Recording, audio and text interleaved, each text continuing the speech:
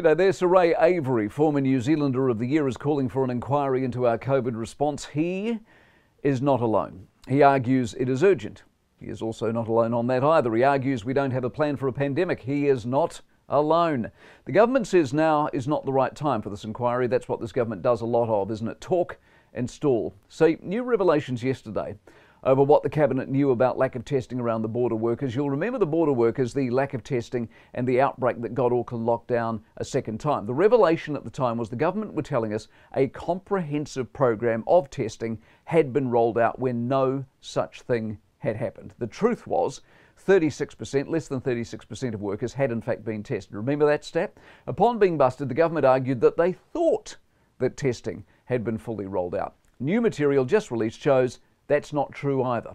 So not only weren't workers getting tested, the Cabinet were told repeatedly they weren't getting tested, despite the fact the government said they were. Pick a word for that. Dishonesty would be mine. Remember St Ashley? He took most of the heat for all of that. He used the word, well, there might have been some dissonance. Dissonance is what he used to explain it. I'm not sure you getting briefing papers that at no point say the testing program is fully rolled out is dissonance. It's Cabinet ministers basically being lazy, if not thick. Something is either fully rolled out or it isn't.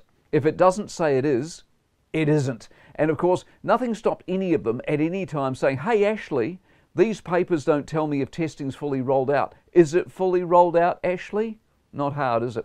Anyway, when you add the scandal around testing kits and PPE or lack of it and distribution and all of that mess, the lack of testing you've got quite the haul of inquiry material I would have thought to be going on with. So why aren't we, eh?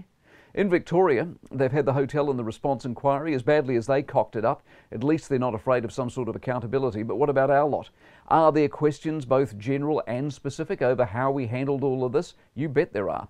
So what are they afraid of? How bad can the truth be? And is there inaction amid growing calls from the likes of Sir Ray Avery, the first of this term's lack of delivery?